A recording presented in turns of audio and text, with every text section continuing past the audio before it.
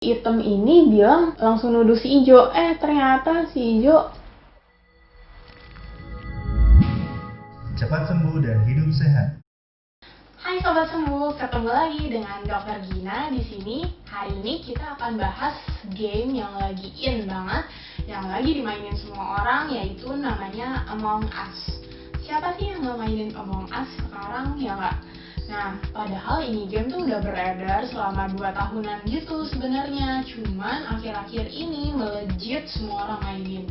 Nah, seperti biasa, hari ini kita akan bahas nih gimana sih dampaknya main game ini, Among Us ini, ke kesehatan. Dan apa yang bisa kita petik dari main game ini.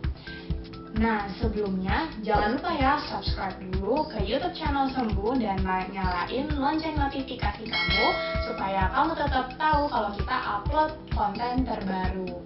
Oke, lanjut langsung aja para netizen yang mau nanya tentang Among Us, silakan. Dok, main Among Us itu seru banget karena multiplayer. Kalau buat seru-seruan sih dapet banget. Apalagi kalau mainnya sama teman-teman yang udah kita kenal. Nah, seperti yang kita udah tahu, jadi main Among Us itu kan sebuah game multiplayer online. Kamu bisa main sama strangers, bisa juga main sama orang yang kamu kenal, yang udah janjian. Nah, cara mainnya itu kan temanya itu betrayal dan kerjasama, pengkhianatan dan kerjasama. Jadi di antara 10 crewmates spaceship kamu, di antaranya ada yang namanya impostor, atau dia tuh bukan teman kamu sebenarnya, dia tuh tugasnya untuk ngebunuh-bunuhin kru dari pesawat luar angkasa tersebut. Nah, kamu bisa menangin game itu dengan cara menyelesaikan segala task-task atau mission-missionnya hingga akhir tanpa terbunuh oleh impostor tersebut. Nah, ngomong-ngomong tentang multiplayer, ada loh studinya yang bahas ternyata kalau kamu memandang kegiatan game itu sebagai kegiatan sosial, kamu tuh akan cenderung main sama teman-teman kamu, lebih nyaman main multiplayer game itu dengan teman-teman dan orang yang kamu kenal. Tapi kalau misalnya kamu lebih memandang main game itu sebagai kegiatan relaksasi di waktu luang dibandingkan daripada kegiatan sosial, nah kamu lebih cenderung bisa main sama strangers. Kalau menurut kamu gimana? Bener nggak studinya? Sesuai nggak sama kamu? Nah, satu lagi, kalau main Among Us itu kan main tuduh-tuduhan ya, mau nggak mau kan kamu harus menebak-nebak nih siapa impostornya gitu kan, supaya kamu bisa menang. Nah, kalau misalnya kamu memenangkan suatu game dari orang yang kamu kenal, itu rasanya lebih seneng, emang lebih seru daripada kamu memenangkan game dari orang yang gak kamu kenal. Oke, gitu nggak? Dok, saya bingung nih. Main Among Us itu kan harus nyelesain task. Tapi saya menangnya nggak pernah karena nyelesain task. Saya menangnya itu karena ngibul, fitnah, atau berprasangka. Sebenarnya Among Us itu bagus gak sih buat kesehatan mental? Nah, sadar kan kalau main game Among Us itu ada manipulasi otak yang terlibat. Nah, kan kita tuh harus gimana caranya supaya nuduh orang lain, menebak orang lain dia tuh impostor, dan menghindari gimana caranya bukan kita yang dituduh sebagai impostor. Nah, gimana sih caranya kok bisa pendapat orang lain, pandangan orang lain mempengaruhi kita, atau bahkan kita yang mempengaruhi pandangan dan keputusan orang lain. Jadi sebenarnya ini tuh sudah ada teorinya dari dulu, diusulkan oleh Heider dan kawan-kawan, yang disebut dengan trias keseimbangan kognitif. Jadi pandangan kita terhadap suatu objek dan ada hubungannya juga dengan pandangan orang lain terhadap suatu objek. Preferensi kita itu dipengaruhi dan akan cenderung lebih mirip dengan pandangan orang yang kita suka. Nah, dan sebaliknya juga, preferensi kita cenderung nggak mirip, nggak sejalan dengan orang yang kita nggak suka. Maksudnya gimana? Jadi kalau misalnya terdapat imbalance atau ketidakseimbangan di trias ini, jadi kita beda pendapat, beda pandangan, clash gitu sama orang yang kita nggak suka. Misalnya dia pandangannya positif terhadap suatu objek ini, pandangan kita negatif. Nah, karena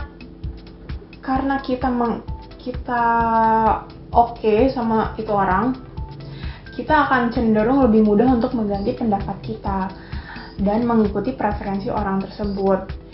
Nah, ini bisa banget nih diaplikasikan di permainan Among Us ini. Jadi kalau kita bikin triasnya, ada kamu, terus ada crewmate, dan ada impostor. Nah, manipulasi otak yang terjadi ini memang mengaktifkan suatu region di otak, di area prefrontal gitu namanya. Nah, dia tuh emang area yang diaktifkan kalau kita harus merespon terhadap suatu konflik atau adanya sakit fisik. Jadi kesimpulannya, kamu jangan asal nuduh-nuduh orang. Kamu harus gain trust dulu, atau kamu harus gimana caranya supaya crewmates yang lain tuh percaya sama kamu dan punya pandangan yang positif ke kamu, supaya kamu bisa nge-convince mereka untuk nuduh misalnya si Ijo gitu. Nah, ada nih contohnya yang main asal tuduh, gak mikir-mikir dulu. Bisa dilihat nih, si Item ini bilang langsung nuduh si Ijo. Ternyata si Ijo ini ada banyak saksinya kalau dia lagi sama yang lain. Kan ya gagal ya. Jadi kalau menurut kamu, impostornya Item atau Ijo? Dok, bener nggak sih main Among Us itu bisa bikin kita jadi psikopat? Psikopat itu kan sebuah gangguan kepribadian ya, ditandai dengan biasanya antisosial, terus kemudian empatinya kurang, terus cenderung manipulatif. Nah, dari gangguan kepribadian itu sendiri, coba kita lihat dari kepribadian secara normal. Jadi untuk suatu kepribadian itu terbentuk, itu tuh butuh proses yang panjang sehingga terbentuklah kepribadian yang matang. Nah, di sini ada sebuah gangguan kepribadian, yang dimana gangguan kepribadian itu sesuatu sifatnya yang tidak fleksibel dan cenderung permanen dan sangat dipengaruhi oleh lingkungan perkembangan orang tersebut. Nah, jadi yang mempengaruhi seseorang bisa memiliki gangguan kepribadian itu tidak hanya satu faktor saja, tapi multifaktor. Jadi sangat terpengaruh tuh, bisa karena genetik, terus kemudian ada dari lingkungan perkembangannya, terus kemudian juga mungkin dia memiliki peristiwa trauma di masa kecilnya atau di satu poin dalam hidupnya yang berpengaruh kepada pembentukan dari kepribadiannya tersebut. Nah, misalnya nih, sekarang nih ada anak yang main Among Us, dan yang gak semerta-merta dia main Among Us pada masa usia perkembangan, kemudian menjadi psikopat gitu ya. Jadi, kejawab ya.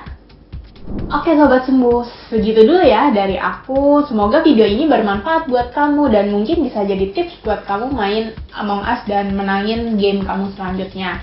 Nah, nanti kita ketemu lagi ya di episode Healthtainment selanjutnya. Jangan lupa di klik like dan sampai jumpa. Sehat selalu dan cepat sembuh. Dah.